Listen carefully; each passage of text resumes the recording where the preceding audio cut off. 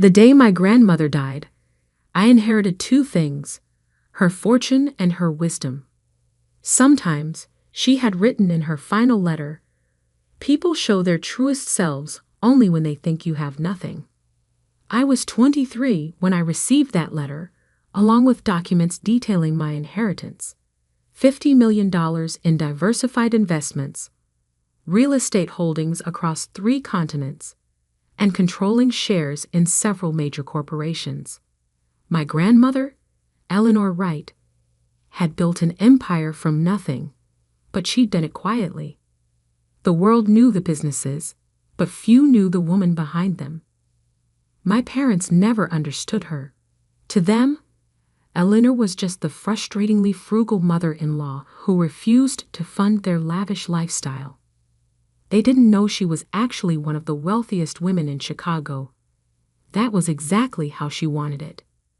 "Sophia," my mother's voice cut through my thoughts as I sat at our dining room table, still holding the letter. "Did that grandmother of yours leave us anything useful, or was it just another collection of her precious books?" I looked up at Diana Maxwell, the woman who had spent the last 20 years trying to mold me into her version of the perfect daughter and failing miserably. She stood in our kitchen doorway, immaculately dressed as always, disappointment etched into every line of her face. "Just books," I lied smoothly, tucking the letter away. "And some old photographs." She sighed dramatically. Typical. That woman never understood the importance of maintaining proper social standing. Do you know what the Hendersons would say if they could see our 10-year-old car? I did know. I'd heard about the Hendersons, the Blackwells, and every other family my mother desperately tried to impress for the past 2 decades. Their opinions mattered more to her than oxygen. "I'm sure they're too busy with their own lives to care about our car, Mom." "That's exactly the kind of attitude that worries me," she snapped. "You're just like her. No understanding of how the world really works. Thank God Alexander has more sense." Ah, yes, Alexander. My younger brother, the golden child. Even now, at 20, he had never worked a day in his life. Why should he? Mom and Dad funded his every whim, from his failed startup ventures to his collection of luxury watches. Speaking of Alexander, my mother continued, brightening considerably, "He's just been accepted into Harvard Business School. Your father and I are throwing a celebration dinner tonight. All the right people will be there. Wear something appropriate." Her eyes swept critically over my simple dress and minimal jewelry. I nodded, not mentioning that I'd graduated summa cum laude from Northwestern's business school last year. There had been no party for that. Instead, my parents had spent that weekend at Alexander's amateur golf tournament. Later that evening, I sat in my small apartment above the bookstore where I supposedly worked, reviewing my grandmother's documents. The bookstore job was actually a front. I owned the building and 3 others on the block through one of my grandmother's holding companies. But as far as my family knew, I was just a struggling bookkeeper, living paycheck to paycheck. My phone buzzed with a text from my father. "Don't be late tonight. The Blackwells are bringing their son James. Wear the blue dress your mother bought you." James Blackwell. Of course. They were still trying to orchestrate that match, seeing him as my ticket to proper society. If they only knew that I could buy the Blackwells company 3 times over. I arrived at my parents' house precisely on time, wearing a simple black dress instead of the gaudy blue one my mother preferred. The valet? Yes, they had hired a valet for the evening. Gave me a sympathetic look as I handed him the keys to my modest Honda Civic. Inside, the house was transformed. Crystal champagne flutes caught the light from the grand chandelier, elegant flower arrangements adorned every surface, and the air was thick with expensive perfume and pretension. Sophia. My mother's voice carried across the foyer, tight with barely concealed irritation. I thought I told you to wear the blue dress. This one was clean, I replied simply. She closed her eyes briefly, gathering patience. At least try to make a good impression on James. His family's company is very successful. I bit back a smile, remembering the report on my desk about Blackwell Industries' recent financial troubles. Their success was mostly smoke and mirrors at this point. Alexander chose that moment to make his entrance, drawing every eye in the room. He wore a perfectly tailored tuxedo that probably cost more than my supposed monthly salary. "There's my boy," our father boomed, clapping him on the shoulder. "Harvard Business School's newest star." I watched as person after person congratulated him, praising his natural business acumen and brilliant mind. None of them seemed to remember his 3 failed businesses, all funded by our parents' increasingly strained resources. James Blackwell sidled up to me, champagne in hand. "Sophia," he smiled, all white teeth and practiced charm. "Still working at that little bookstore?" "Someone has to pay the bills," I said mildly. He laughed as if I'd told a particularly amusing joke. "You know, my family's company always has positions available for motivated individuals. I'll keep that in mind." The evening continued in this vein, a parade of wealth and subtle condescension. I watched my parents fawn over Alexander, making endless excuses for his past failures while pointing to his imagined future successes. But beneath the sparkle and shine, I could see the cracks. The way my father's hand shook slightly as he signed the catering bill. The tight look around my mother's eyes when someone mentioned their recent vacation, actually a desperate business trip to save a failing investment. They were in trouble, though they died before admitting it. Years of funding Alexander's expensive education, failed ventures, and extravagant lifestyle had taken their toll. The mansion they were so proud of, the one they'd remortgaged 3 times to maintain appearances, was slowly slipping through their fingers.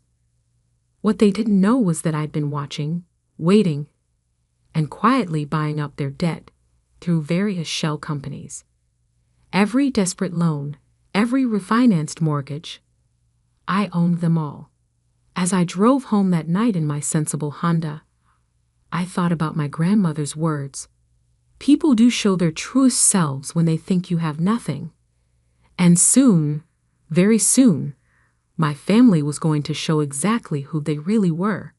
The signs of my parents' financial collapse became impossible to ignore, even for them. It started with small things. The household staff was temporarily reduced. Their country club membership became inactive. And suddenly my mother discovered a passion for vintage fashion. But Alexander's lifestyle never changed. Even as the family finances crumbled, my parents continued funding his every whim. The day I saw him drive past my bookstore in a brand new Porsche, I knew they had finally hit rock bottom. I was in my real office, not the cramped bookstore back room where I pretended to work, but my actual office on the 47th floor of downtown Chicago's most prestigious building. As CEO of Wright Investments, I had a perfect view of the city my grandmother had helped build. "Miss Wright," my assistant Sarah buzzed in. "Your brother just made another withdrawal from your parents' emergency fund." I pulled up the banking records on my screen. There it was, $175,000 transferred to a luxury car dealership.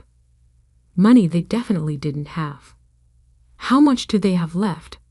I asked, though I already knew the answer. "Less than $50,000, Mom. And their mortgage payment is due next week." I leaned back in my chair, thinking about the careful web I'd woven over the past year. Through various holding companies, I owned not just their mortgage, but all their outstanding debt. Every credit card, every loan, every desperate attempt to maintain their facade of wealth. I controlled it all. Schedule the foreclosure notices, I instructed Sarah. It's time. The next morning, I arrived at the bookstore early, knowing what was coming. Right on schedule, my mother burst through the door, her designer handbag genuine but last season. Sophia! Her voice was shrill with panic. Something terrible has happened. The bank. They're saying they're going to foreclose on the house. I looked up from the ledger I was pretending to review. What? How is that possible? Your father. There have been some business setbacks. But it's just temporary. We just need a little help. She reached across the counter, gripping my hand. Darling, how much do you have saved? I almost laughed. After years of mocking my little bookstore job, she was now eyeing my supposed savings like a lifeline. Mom, I make $35,000 a year. After rent and bills, I'd barely save anything. Her face fell. But surely you must have something. An emergency fund? I have about $3,000 saved. I lied. But that's everything. We need it, she said immediately. Just until your father's deals come through. Alexander has some very promising ventures in the works. I sat back studying her. What about Alexander's new Porsche? Couldn't he sell that? Don't be ridiculous, she snapped. He needs to maintain appearances. How else will he attract the right kind of investors? And my appearance doesn't matter. That's different. She waved her hand vaguely. You're just not in those circles anyway. In those circles, I thought about the charity gala I'd be hosting next month as Eleanor Wright's heir, where half of Chicago's elite would be in attendance. But my mother didn't know about that. I'm sorry, Mom. I can't empty my savings account. I need to pay rent. She stood up, anger replacing desperation. How can you be so selfish? After everything we've done for you. What exactly have you done for me? The question hung in the air between us. For a moment, confusion crossed her face, as if she were genuinely trying to remember any significant thing they'd done to help me succeed. We gave you a good home, an education. The education I paid for with student loans, you mean? The same loans you refused to help with because you were funding Alexander's third startup. That's not fair. Alexander has vision. He just needs support too. Get out. My voice was quiet but firm. Excuse me. Get out of my store, Mom. And don't ask me for money again. She left in a fury of slammed doors and threats, but I wasn't worried. Everything was proceeding exactly as planned. That evening, I received another call, this time from my father. Sophia, we need to discuss this situation like adults, he began, his business negotiation voice in full effect. Your mother tells me you were quite unhelpful today. I can't give you my savings, Dad. Now listen here, young lady. This family has a reputation to maintain. We can't have the house foreclosed. Do you have any idea what that would do to our standing? To Alexander's prospects? I thought about the foreclosure notices being prepared in my lawyer's office at that very moment. Maybe Alexander could help? He just bought a new Porsche. He must have money. That's different. That was an investment in his future. He needs to project success to be successful. And what about my future? He sighed heavily. Sophia, let's be realistic. You work in a bookstore. Your future is, well, it's already set, isn't it? But Alexander has real potential. The words stung, even though I'd heard variations of them my entire life. I'm sorry, Dad. I can't help. Then you're no daughter of mine. The line went dead. I sat in my luxurious office, looking out over the city lights, and smiled. Soon they would learn exactly what kind of daughter I was. The bankruptcy hearing was scheduled for 9:00 a.m. on a crisp October morning. I arrived early, watching from my car as my family pulled up in Alexander's Porsche, apparently the only vehicle they had left. My mother's designer outfit was pristine, but last season. My father's suit looked tired, and even Alexander's usual smirk seemed strained. They hadn't seen me yet, didn't know I was here. As far as they knew, their wayward daughter was still counting pennies at her bookstore. I waited until they entered the courthouse before following. Inside my briefcase were documents that would change everything: proof of ownership, transfer records, and the truth about who really controlled their fate. The bankruptcy courtroom was already filling up. Chicago's elite had come to witness the fall of the Maxwell family. My parents sat in the front row, heads held high despite their circumstances. Alexander slouched beside them, tapping on his phone. "All rise," the bailiff called as Judge Marion Wheeler entered. She was known for her no-nonsense approach to bankruptcy cases, particularly those involving what she called self-inflicted financial wounds. Case number 2847, Maxwell Family Bankruptcy Petition, she announced, reviewing the papers before her.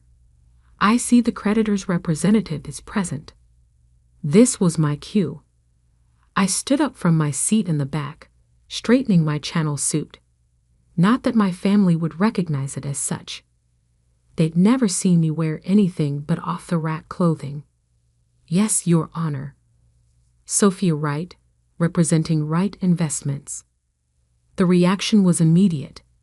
My mother's perfectly maintained facade cracked as she whirled around. My father's face went pale, and Alexander actually dropped his phone.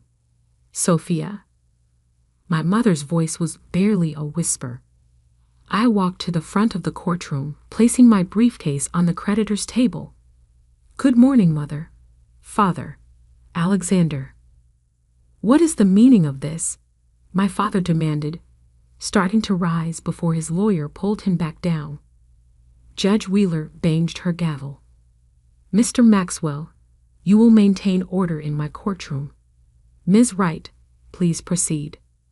"Your Honor, Wright Investments holds all outstanding debts of the Maxwell family, including their primary residence mortgage, personal loans, and credit accounts. The total sum is approximately $12.7 million. "That's impossible," Alexander blurted out. "Sophia works in a bookstore." I smiled. "Actually, I own the bookstore, along with the building it's in, and most of the block. I'm the CEO of Wright Investments, formerly known as Eleanor Wright Enterprises." The courtroom erupted in whispers. My grandmother had been a legend in Chicago business circles, though few had known her face. "Order," Judge Wheeler commanded. "Ms. Wright, continue." 3 years ago, I inherited my grandmother's entire estate, valued at approximately $50 million. During that time, I watched as my parents repeatedly refinanced their home to fund my brother's failed ventures and maintain their lifestyle. Through various holding companies, I purchased all their debt. My mother was openly crying now, her carefully applied makeup running. My father sat frozen, perhaps finally understanding the magnitude of their situation. However, I continued, "I'm not here to demand immediate repayment. I have a proposal." I withdrew a document from my briefcase. "I'm willing to restructure all outstanding debts under the following conditions. First, Alexander's spending privileges will be completely cut off. He'll need to find actual employment, not another startup opportunity." Alexander jumped up. "You can't do this. I'm your brother." "Sit down, Mr. Maxwell," Judge Wheeler ordered. Continue, Ms. Wright. Second, my parents will undergo financial counseling and maintain strict budget oversight. Third, they will sell the mansion and move into a more modest home, which I have already purchased for them. This is ridiculous. My father finally found his voice. You're our daughter. You can't treat us this way. I turned to face them fully for the first time. Can't I? For 20 years, you treated me like I was nothing. You mocked my job, dismissed my achievements, and poured every resource into Alexander, while leaving me to fend for myself. When you needed help, you demanded my savings, all $3,000 you thought I had, without a second thought. We gave you everything, my mother protested. No, Mother. You gave Alexander everything. I built this myself. Or rather, Grandmother helped me build it. She taught me that true character shows when people think you have nothing, and you've shown yours very clearly. Judge Wheeler reviewed the proposed agreement. The terms seemed fair, considerably more generous than standard bankruptcy proceedings. Do the Maxwells wish to accept? My father's lawyer whispered urgently in his ear. They really had no choice. It was this or lose everything. We accept, my father ground out. Excellent, I said, retrieving more documents. Here are the keys to your new house. It's a lovely 3-bedroom in Lincoln Park. The moving company will arrive tomorrow. Oh, and Alexander? I turned to my brother. The dealership has been instructed to repossess the Porsche. I've arranged for a used Toyota to be delivered instead. The next hour was a blur of signatures and legal proceedings. My parents barely looked at me, their shame and anger palpable. Alexander stormed out as soon as he could, probably to move money I'd already frozen. As I left the courthouse, I heard quick footsteps behind me. Why? My mother's voice was small. Why did you let us fall so far before revealing the truth? I turned to face her. Because you needed to learn. Money isn't what makes a person valuable, Mother. Neither are appearances or social standing. I wanted you to understand what it feels like to be judged for your bank account rather than your character. And now, will you ever forgive us? That depends on you. The house I bought you is nice. Not luxurious, but comfortable. Your new budget is reasonable. Not extravagant, but adequate. What you do with this second chance is up to you. I walked to my car, not the Honda Civic they were familiar with, but a sleek Mercedes I'd kept hidden until now. Oh, and Mother, I called back. That blue dress you wanted me to wear to Alexander's party. I bought the company that makes it last year. They've discontinued that particular style. It was hideous. The look on her face was worth every second of the past 3 years. 3 months later, I sat in my office reviewing reports. My parents had actually stuck to their budget, attending financial counseling without complaint. Alexander had finally taken a real job, entry level, of course, and was learning what actual work felt like. On my desk sat a new photo frame containing an old picture of my grandmother and me in front of her favorite bookstore, the same one I now owned. Her words from that final letter still rang true. Sometimes people show their truest selves only when they think you have nothing. But she had taught me something else too. Sometimes the greatest power lies not in wealth itself, but in choosing when to reveal it.